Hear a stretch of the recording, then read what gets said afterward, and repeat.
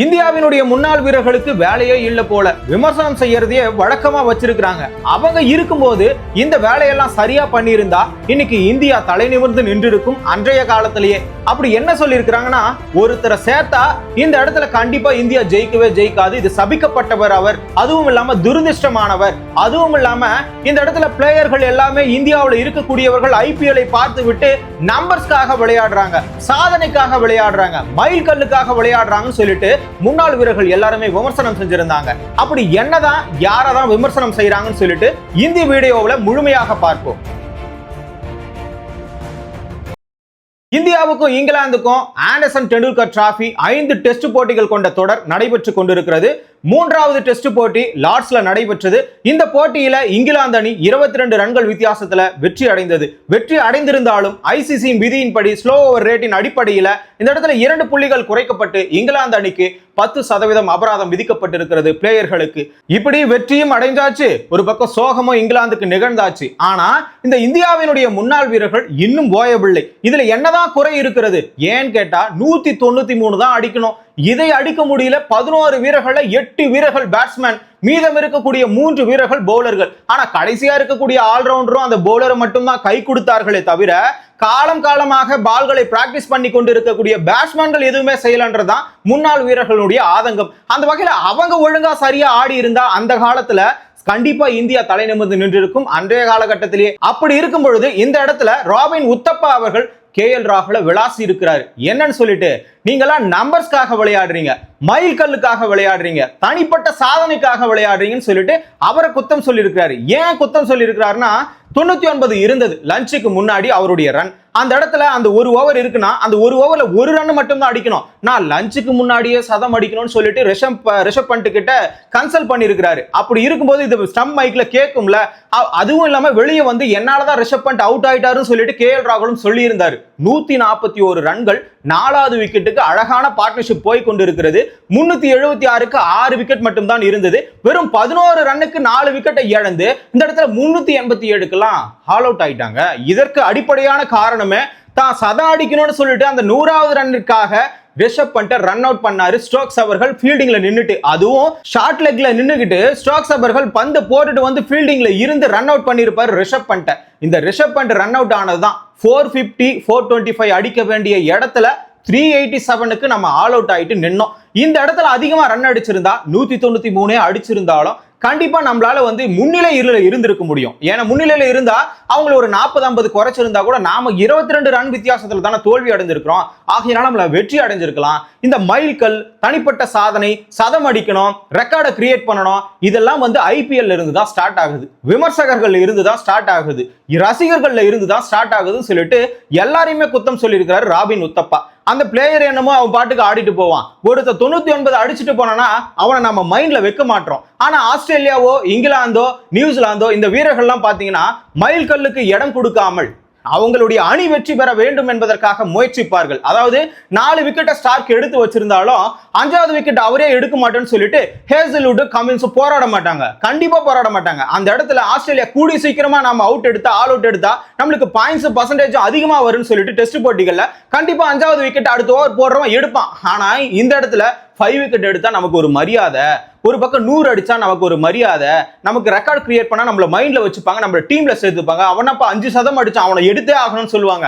ஆனா 5 முறை 99ல அவுட் ஆனா அவனை கணக்கிலேயே எடுத்துக்க மாட்டாங்க. அதுதான் இந்தியா தரப்புல இருக்கக்கூடிய ஒரு நியாயம். ஆகையினால மைல் கல்லுக்காக ஒருபோதும் விளையாடாதையும் சொல்லிட்டு உத்தப்பா அவர்கள் கடுமையாக சாடி இருக்கிறார் KL ராகுலை. அப்படி பார்க்கும் பொழுது இந்த இடத்துல எல்லாருமே அப்படிதான் விளையாடுறாங்க. இந்தியாவை பொறுத்த வரைக்கும் ஐபிஎல்ல வந்து ஒரு சதம் அடிச்சிட்டாரு, 450 அடிச்சிட்டாரு. இன்னொன்னு அவர் எக்ஸாம்பிளா சொன்னது எதுனா 25+ 14 முறை அடிச்சிருக்காரு, இது ஒரு ரெக்கார்டுன்னு சொல்லிட்டு சூரியகுமார் யாதவ தூக்கி வச்சு கொண்டாடுறாங்க. மனுஷன் ஒரே ஓவர்ல 25 அடிப்பாருப்பா, அவரை போயிட்டு தொடர்ந்து 25+ அடிச்சிட்டாருன்னு சொல்லிட்டு அதை ஒரு ரெக்கார்டா கிரியேட் பண்ணி வச்சிருக்காங்க. இப்படி சொல்றதுக்கும் ஓடுறதுக்கும் வர்றதுக்கும் இதுக்கெல்லாம் ரெக்கார்டை கிரியேட் பண்ணிட்டா அப்ப எல்லாருமே ரெக்கார்டுக்காக தான் விளையாடுவான். இன்னொரு பக்கம் என்னன்னா, சூரியகுமார் யாதவ் 40+ அடிச்சிருந்தா கூட அதை ஒரு ரெக்கார்டுன்னு சொல்லிருக்கலாம். 14 மேட்ச்ல தொடர்ந்து 40+ல அடிச்சிருக்காருன்னு. 25 இருந்து அவர் ஒரு ஓவர்ல அடிக்கக்கூடிய ரன், அதை போயிட்டு ரெக்கார்டுன்னு சொல்றதுனாலதான் இந்த மாதிரி சின்ன சின்ன விஷயங்கள், இந்த ரெக்கார்டை பண்ணிட்டாரு, இதை பண்ணிட்டாரு, அதை பண்ணிட்டாரு சொன்ன உடனே தான் இந்தியாவில் இருக்கக்கூடிய அத்தனை வீரர்களுமே நம்ம ரெக்கார்டை கிரியேட் பண்ணணும், ரெக்கார்டை பீட் பண்ணணும். அதுக்காக இன்னொரு பிளேயர் விட்டு கொடுக்கிறது, இதெல்லாம் கேவலமாக இருக்கிறது. அதுவும் இல்லாம ஐபிஎல் இருந்து தான் இந்த நம்பர்ஸ்க்காக விளையாடுறது, அதுவும் இல்லாம இந்த சாதனைக்காக விளையாடுறது எல்லாத்தையுமே கத்துக்கிட்டு வரீங்க. ஆகையினால் அதை ஒழிச்சிருங்க. சேன நாடுகள் எப்படி விளையாடுறாங்கன்னு பாருங்கன்னு சொல்லிட்டு உத்தப்பா KL ராகுலை சாடி இருக்கிறார். இதுவும் இல்லாம இன்னொரு வருத்தம் என்ன தெரியுமா? பும்ராவை இந்திய அணியில சேர்த்தா இந்தியா தோத்து போயிடுமா? அவர் ராசி இல்லாதவரா, ஒரு பக்கம் சபிக்கப்பட்டவரா. இவரெல்லாம் கண்டிப்பா சேர்த்துட்டீங்கன்னா இருக்கக்கூடிய 2 டெஸ்ட் போட்டிகளுமே இந்தியா தோல்வி அடையும் சொல்லிட்டு, அதுவும் இல்லாம எதை வச்சு சொல்றாங்க, நடந்திருக்கக்கூடிய அவர் இருக்கக்கூடிய 10 டெஸ்ட் போட்டிகள்ல 7 டெஸ்ட் போட்டிகள் தோல்வி அடைந்து 2 டெஸ்ட் போட்டிகள் லூஸ் பண்ணி இருக்கிறாங்க, ஒரு டெஸ்ட் போட்டியில டிரா பண்ணி இருக்கிறாங்க. ஆகையான காரணத்தினால அதுவும் இல்லாம இன்னொரு பக்கம் புள்ளி விவரம் என்னன்னா, 10 டெஸ்ட் போட்டிகள் அவர் இல்லாம இருக்கக்கூடிய 10 டெஸ்ட் போட்டிகள்ல 5 போட்டிகள் வெற்றி அடைந்து 5 போட்டிகள் தோல்வி அடைந்து இருக்கிறார்கள். ஆக மொத்தம் அவர் இல்லாம இருந்தாலே நமக்கு வெற்றி சதவீதம் அதிகமாகிறதுன்னு சொல்லிட்டு சில ரசிகர்கள் கூட்டம் விவாதம் எழுப்பி இருக்கிறது. ஆனா புள்ளி விவரத்தை செக் பண்ணி பார்த்தா கண்டிப்பா அப்படியெல்லாம் கிடையவே கிடையாது. பும்ரா இருந்தால் மட்டும்தான் வெற்றி நமக்கு கிடைக்கும். சேன நாடுகள்ல முக்கியமா நாம இதை தெரிஞ்சுக்கணும். அவங்க சொன்ன 10 போட்டிகள்ல 5 வந்து வெற்றி அடைந்திருக்கிறாங்க இந்தியா பும்ரா இல்லாம, கரெக்ட் தான். ஆனா எந்த இடத்துல வெற்றி அடைஞ்சிருக்காங்கன்னா, பங்களாதேஷ்லயும் வெஸ்ட் இண்டீஸ்லயும் வெற்றி அடைஞ்சிருக்காங்க. இன்னொரு பக்கம் இந்திய மண்ணுல வெற்றி அடைஞ்சிருக்காங்க. இந்திய மண்ணுல சுழற்பந்துக்கு ஏதுவாக இருக்கும், போலிங் இல்லைன்னா கூட சுழற்பந்து வச்சு ஜெயிச்சுட்டு போயிடலாம். இப்படி இருக்கிற பட்சத்துல இந்த மாதிரியான சூழ்நிலைகள்ல ஜெயிச்சிருக்கிறது தான் 5 வெற்றி. ஆனா பும்ரா இருக்கக்கூடிய நேரத்துல வெளிநாடுகள்ல, சேன நாடுகள்ல, அதாவது south Africa, England, New Zealand, Australia இந்த மாதிரியான மண்ணுல 2 போட்டிகள் வெற்றி அடைவது என்பது எளிதான விஷயம்லாம் கிடையாது. அவங்க மண்ணுல போயிட்டு அவனையே வச்சு ஆப்படிக்கிறது ரொம்ப ரொம்ப கஷ்டம். அப்படிப்பட்ட சூழ்நிலையில அவர் சிறப்பா செயல்பட்டு நிறைய வெற்றிகளை குவித்து வைத்திருக்கிறார். அதுவும் இல்லாம இந்த ஃபர்ஸ்ட் டெஸ்ட் போட்டியில லீட்ஸ்ல 83 ரன்னுக்கு 5 விக்கெட் எடுத்திருந்தாரு. இருந்தாலும் இந்த இடத்துல நாம அதிகமான ரன் வித்தியாசத்துல 5 விக்கெட் வித்தியாசத்துல தோல்வி அடைஞ்சிருக்கிறோம். அப்படி தோல்வி அடைந்த உடனே இவர் விக்கெட் எடுத்து பிரயோஜனம் இல்லை, இவரை சேர்க்காதீங்க, இவர் வந்து ரொம்ப ரொம்ப சபிக்கப்பட்டவர் சொல்லிட்டு எல்லாரும் கிண்டல் அடிச்சாங்க. ஆனா முன்னாடி இருக்கக்கூடிய வீரர்கள், பேட்டிங்ல இருக்கக்கூடிய வீரர்களும் சரி, மீதம் இருக்கக்கூடிய போலர்களும் கை கொடுக்கலனா ஒருத்தர் மட்டும் போராடி வெற்றி அந்த இடத்துல நாம உறுதியாக்க முடியுமா?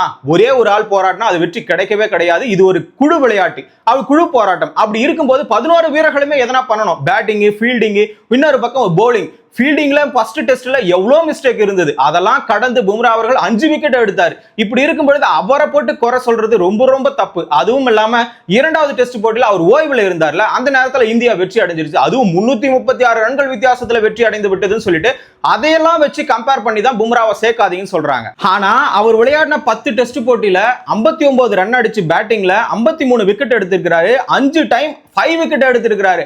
ஆனா மற்ற வீரர்கள்லாம் ஜொலிக்கிறாங்களா அந்த சேன நாடுகள்லனா? கண்டிப்பா கிடையவே கிடையாது.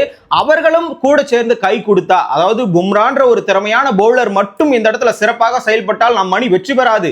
அவர்களோடு சேர்த்து இருக்கக்கூடிய பவுலர்களும் பேட்டிங்கோ ஃபீல்டிங்கோ சரியாக செயல்பட்டால் கண்டிப்பா இந்திய அணி வென்றிருக்கும். அதை ஏன் குறை சொல்ல மாட்டாங்கன்னு தெரியல. பும்ராவை சேர்த்தா இந்தியா தோத்துருமா?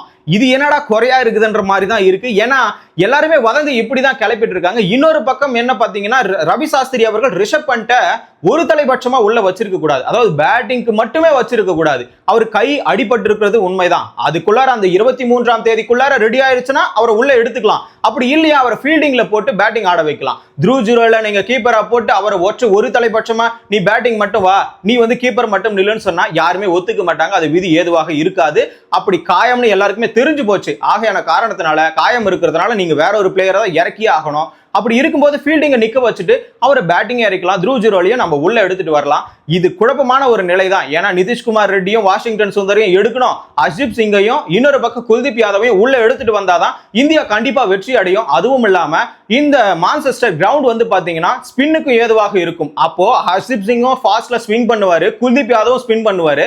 அப்படி இருக்கும் பொழுது 6 பேட்ஸ்மேனை வச்சுக்கிட்டு விளையாடினா என்ன, 8 பேட்ஸ்மேனை வச்சுக்கிட்டு விளையாடும் போது மட்டும் நீங்க என்ன கிழிச்சிடுறீங்களான்னு சொல்லிட்டு ஒரு பக்கம் கேள்வி எழுப்பி இருக்கிறாங்க. ஏன்னா வாஷிங்டன் சுந்தர் வரைக்குமே பேட்டிங் தான். அப்ப அந்த வாஷிங்டன் சுந்தரையும் நிதிஷ்குமார் ரெட்டியும் தூக்கி போட்டுட்டு இன்னொரு பக்கம் குல்தீப் யாதவையும் ஹர்ஷ்தீப் சிங்கையும் முழு நேர பவுலராக ஸ்பின்னராக அவங்களை எடுத்துட்டு வந்தா இந்திய அணி கண்டிப்பா வெற்றி பெறும். அதுவும் இல்லாம 6 பேட்டிங்கால ஒன்னு கிழிக்க முடியலன்னா 7வதா இருக்கக்கூடிய அந்த பேட்ஸ்மேன்கள் அடிக்க வேண்டும் என்ற அவசியமே கிடையாது. அதுக்கப்புறம் இருக்கக்கூடிய பவுலர்கள் பார்த்துக் கொள்ளட்டும். ரன்களை கட்டுப்படுத்துவதற்காக இன்னொரு பக்கம் கருண் நாயருக்கு இன்னொரு வாய்ப்பு கொடுக்கணும்னு சொல்லிட்டு உஸ்மான் கனி அவர் வந்து ரஞ்சி டிராஃபில ஒரு அணி விதர்பா அணியினுடைய பயிற்சியாளர். அந்த விதர்பா அணிக்காக 2024 to 25 ரஞ்சி டிராஃபில யார் விளையாடுறதுன்னா கருண் நாயர் விளையாடி இருக்காரு. கிட்டத்தட்ட 869 ரன்களை அடிச்சிருப்பாரு.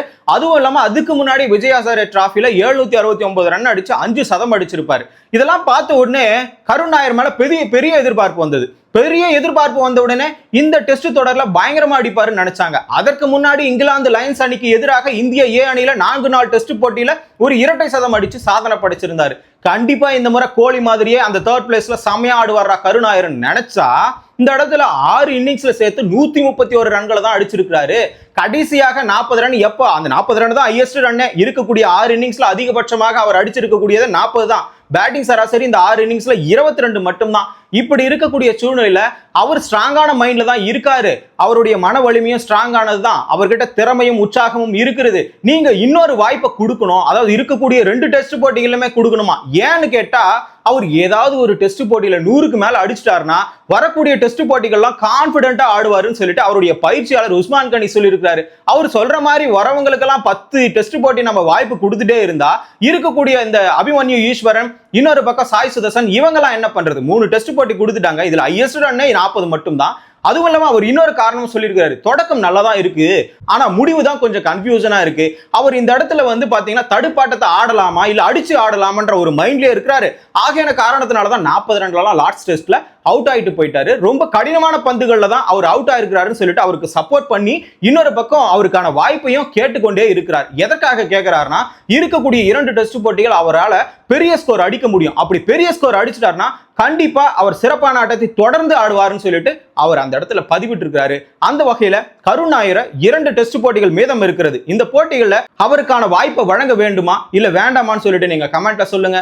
தொடர்ந்து கிரிக்கெட் நிகழ்வுகளை தெரிஞ்சுக்கணுமா? தமிழரசன் பார்வையாளர் சேனலை சப்ஸ்கிரைப் பண்ணிக்கோங்க.